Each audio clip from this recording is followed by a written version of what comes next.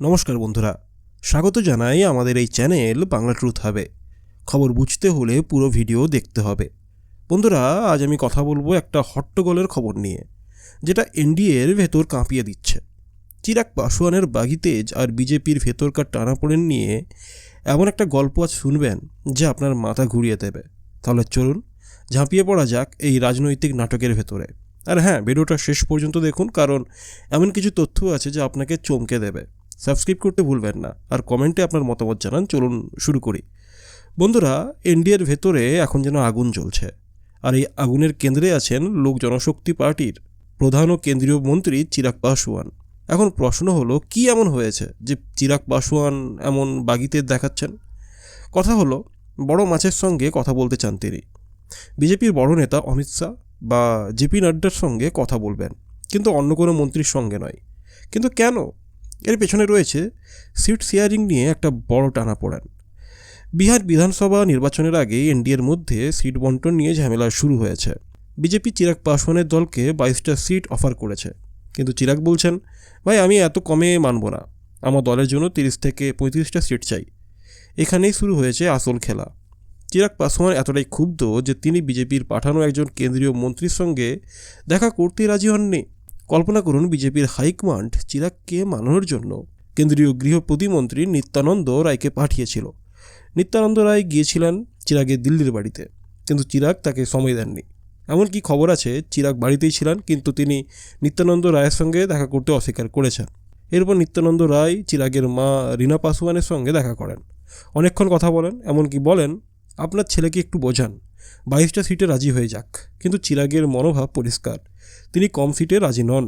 বন্ধুরা, এখানে গল্পটা শুধু সিট শেয়ারিং নিয়ে নয়, এটা চিরাগ পাসওয়ানের রাজনৈতিক কৌশল আর তার দলের ভবিষ্যৎ নিয়ে। চিরাগ নিজেও তো কেন্দ্রীয় মন্ত্রী। তিনি বলছেন, আমি নিজেই মন্ত্রী, তাহলে আমি কেন আরেকজন মন্ত্রীর সঙ্গে বসে সিট নিয়ে কথা বলবো? আমি অমিত শাহ বা নাড্ডার সঙ্গে কথা বলবো। এটা তার একটা স্টেটমেন্ট। তিনি দেখাতে চাইছেন যে তিনি এনডিএর কাছে মাথা নত করবেন না।